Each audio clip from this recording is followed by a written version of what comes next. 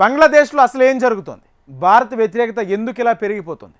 బంగ్లాదేశ్ తీవ్రవాదుల చేతిలో బందీగా మారిందా? అసలు వారి కోపం ఎవరి మీద? హిందువులను లక్ష్యంగా చేసుకుని దాడులు కొనసాగుతున్న ఆ దేశ ప్రభుత్వం ఎందుకు పెద్దగా స్పందించడం లేదు? దీని వెనుక తాత్కాలిక ప్రభుత్వ సారథి మహమ్మద్ యూనస్ పాత్ర ఎంత? ఆయన కావాలని ఉన్మాద శక్తులను రెచ్చగొడుతున్నారా? ఇంత మూర్ఖంగా సొంత దేశాన్ని ఎందుకు ధ్వంసం చేసుకుంటున్నాయి? సొంత అస్తిత్వాన్ని ఎందుకు దెబ్బ తీసుకుంటున్నారు? భారత్ బంగ్లాలతో మాత్రమే కాకుండా ప్రపంచవ్యాప్తంగా జరుగుతున్న చర్చ ఇదే. పొరుగుదేశం బంగ్లాదేశ్లో పరిస్థితులు నానాటికి దిగజారిపోతున్నాయి. షేక్ హసీనా ప్రధాని పదవికి రాజీనామా చేసి భారత్ వచ్చి తలదాచుకున్న తర్వాత అక్కడి రాజకీయ పరిణామాలు శరవేగంగా మారిపోయాయి. అక్కడ తాత్కాలిక ప్రభుత్వానికి నాయకత్వం వహిస్తున్న నోబెల్ బహుమతి గ్రహీత మహమ్మద్ యూనస్ ఆ దేశాన్ని వినాశనం దిశగా తీసుకువెళ్తున్నారనే విమర్శలు వస్తున్నాయి. షేక్ హసీనా ప్రభుత్వ విధానాలకు పూర్తి భిన్నమైన నిర్ణయాలు తీసుకున్నారు. అప్పటి వరకు భారత్కు అనుకూలంగా ఉన్న దేశ విదేశాంగ విధానాన్ని సమూలంగా మార్చేశారు యూనస్. ఇందులో భాగంగా పాకిస్తాన్, చైనాలతో సంబంధాలను మెరుగుపరుచుకోవటానికి ప్రయత్నిస్తున్నారు. యూనస్ ప్రభుత్వం జమాత్-ఈ-ఇస్లామీపై నిషేధాన్ని ఎత్తివేయటం, తీవ్రవాదులను కేబినెట్లో చేర్చుకోవటం, జైళ్లలో ఉన్న ఉగ్రవాదులను విడుదల చేయటం వివాదాస్పదంగా మారింది. హసీనాకు ఆశ్రయమిచ్చిందనే సాకుతో భారతదేశానికి వ్యతిరేకంగా జరుగుతున్న ఆందోళనల వెనుక తాత్కాలిక సారథి యూనస్ పాత్ర ఖచ్చితంగా ఉందని చెప్పక తప్పదు. తాత్కాలిక ప్రభుత్వం మోపిన అభియోగాల మేరకు షేక్ హసీనాపై ఎలాంటి విచారణ లేకుండానే ఉరిశిక్ష ప్రకటించింది బంగ్లాదేశ్ కోర్టు. దీంతో హసీనాను అప్పగించాలని భారత్ మీద ఒత్తిడి తెచ్చేందుకు యూనస్ చెయ్యని ప్రయత్నం లేదు. వచ్చే ఏడాది ఫిబ్రవరిలో బంగ్లాదేశ్ పార్లమెంటుకు ఎన్నికలు నిర్వహిస్తున్నారు. ఈ ఎన్నికల్లో పాల్గొనకుండా హసీనాకు చెందిన అవామీ లీగ్ను నిషేధించారు. ఎన్నికల్లో పాల్గొంటున్న బంగ్లాదేశ్ పార్టీలు, అతివాద ఇస్లామిక్ శక్తులు ఓట్ల కోసం భారత్ మీద బాహాటంగా విష ప్రచారం చేస్తున్నాయి. ఇందులో భాగంగా భారత్లోని ఈశాన్య రాష్ట్రాలను వేరు చేసి బంగ్లాలో కలుపుకుంటామని ప్రకటనలు చేస్తున్నారు. హసీనా ప్రభుత్వ పతనంలో కీలకంగా వ్యవహరించిన రాడికల్ విద్యార్థి నేత షరీఫ్ ఉస్మాన్ హాదీ పచ్చి భారత వ్యతిరేకి. ఎన్నికల్లో పోటీ చేస్తున్న హాదీని ప్రత్యర్థులు హతమారిస్తే దీని వెనుక భారత్ హస్తం ఉందనే ప్రచారం సాగింది. దీంతో మరింతగా రెచ్చిపోయిన ఉన్మాద మూకలు విధ్వంసానికి దిగాయి. భారత రాయబార కార్యాలయాల మీద దాడికి ప్రయత్నించడం, వీడియో హౌజ్లకు నిప్పు పెట్టడం వీరి ఉన్మాదానికి పరాకాష్ట. భారత్ మీద కోపాన్ని అక్కడి మైనారిటీలైన హిందువుల మీద చూపిస్తున్నాయి ఉన్మాద మూకలు. ఉస్మాన్ హాదీ హత్యతో బంగ్లాలో మళ్లీ కలకలం చెలరేగగా హిందూ యువకుడి హత్య ఆ అల్లర్లకు మరింత ఆజ్యం పోసినట్టయింది. బంగ్లాదేశ్ రాడికల్ ఇస్లామిక్ శక్తులు ఇందులో భాగంగా మైమన్ సింగ్ జిల్లా హిందూ యువకుడు దీపు చంద్రదాస్ని దారుణంగా హతమార్చారు. తీవ్రంగా కొట్టి ఆపై చెట్టుకు వేలాడదీసి ఉరితీశారు. అనంతరం రహదారి పక్కన పడేశారు.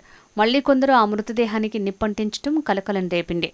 ఇస్లాంకు వ్యతిరేకంగా వ్యాఖ్యలు చేశాడని దీపుదాస్ మీద ఆరోపణ. కానీ అందుకు ఎలాంటి ఆధారాలు లేవు. ఈ ఘటనకు సంబంధించిన వీడియోలు నెట్టింట వైరల్ కావడంతో హిందూ సంఘాలు ఆందోళనకు దిగాయి. భారత్లో కూడా బంగ్లాదేశ్ తీరుకు వ్యతిరేకంగా నిరసన ప్రదర్శనలు జరిగాయి. దీంతో తాత్కాలిక పాలకుడు మహమ్మద్ యూనస్ స్పందించక తప్పలేదు. మైనారిటీలపై జరుగుతున్న దాడులను ఖండిస్తూ ఈ ఘోరానికి పాల్పడిన వారిని వదిలిపెట్టబోమని ప్రకటించారు.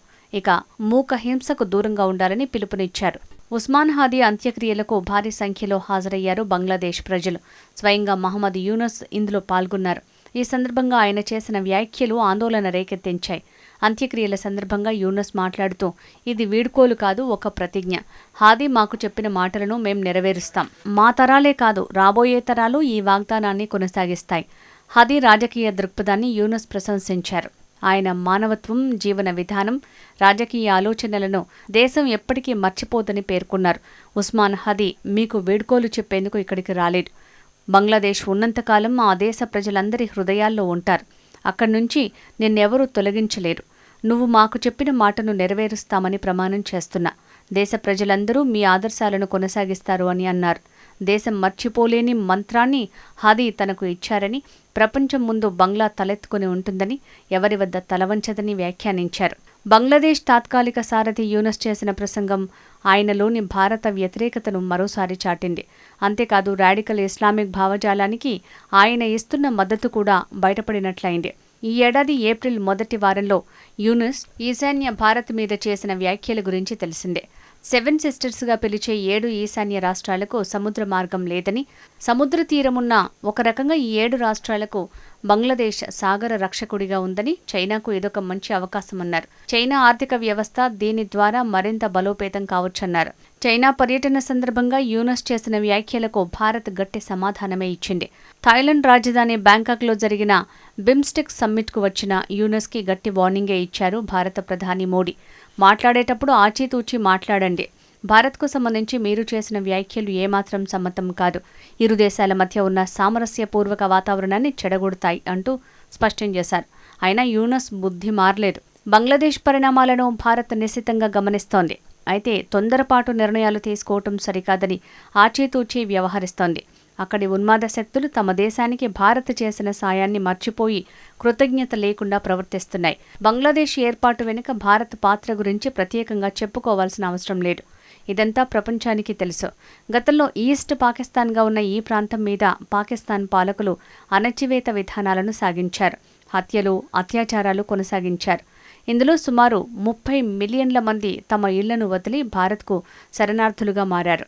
పాకిస్తాన్ పాలకులకు వ్యతిరేకంగా షేక్ ముజిబుర్ రెహమాన్ సాగించిన పోరాటానికి నాటి భారత ప్రధాని ఇందిరాగాంధీ మద్దతు ఇచ్చారు. ఫలితంగా 1971లో భారత్ పాకిస్తాన్ల మధ్య యుద్ధం జరిగింది. 13 రోజుల యుద్ధంలో భారత సైన్యం విజయం సాధించడంతో బంగ్లాదేశ్ స్వతంత్ర దేశంగా ఆవిర్భవించింది. భారత్ ఇంతటి త్యాగం చేస్తే దానిని మరచి మతి చెలించినట్లు ప్రవర్తిస్తున్నాయి ప్రస్తుత విద్వేష శక్తులు. ఏకంగా భారత్ మీదే కయ్యానికి కాలు దువ్వుతున్నాయి. బంగ్లాదేశ్ని ఏర్పాటు చేసిన షేక్ ముజిబుర్ రెహమాన్ను కూడా అగౌరవపరిచాయి ఉన్మాద మూకలు. ఆయన విగ్రహాలను, స్మారక స్మృతిని కూడా ధ్వంసం చేశాయి. ఆయన కూతురే షేక్ హసీనా. హసీనా ప్రభుత్వాన్ని పడగొట్టడంతో పాటు గతంలో తమపై అమానుషంగా ప్రవర్తించిన పాకిస్తాన్కు అనుకూలంగా మారిపోయారు. ఏ పాకిస్తాన్కు వ్యతిరేకంగా పోరాడి సొంత దేశాన్ని ఏర్పాటు చేసుకున్నారో ఆ పాకిస్తాన్ వలకు మరోసారి చిక్కుకున్నారు. తాజాగా ఢాకా యూనివర్సిటీ బంగబంధు షేక్ ముజిబుర్ రెహమాన్ హాల్కు కొత్త పేరు పెట్టారు యూనస్. ఈ హాల్ను షరీఫ్ ఉస్మాన్ హాదీ హాల్గా పిలవాలని నిర్ణయించారు. బంగ్లాదేశ్ తమ దేశ అస్తిత్వాన్ని, గుర్తింపును కోల్పోవాల్సిన పరిస్థితి వచ్చింది. భారత వ్యతిరేకత వారిని తమ కన్నే తాము పొడుచుకునేలా చేస్తోంది. యూనస్కు ఏమాత్రం రాజకీయ అనుభవం లేకపోవటం బంగ్లాదేశ్కు శాపంగా మారిందని మాజీ ప్రధాని షేక్ హసీనా అంటున్నారు. బంగ్లాదేశ్ ప్రతిష్ట నానాటికి దిగజారిపోతోందని, భారత్ లాంటి మిత్రదేశాలతో సంబంధాలు దెబ్బతినే పరిస్థితులు నెలకొన్నాయని ఆవేదన వ్యక్తం చేస్తున్నారామె.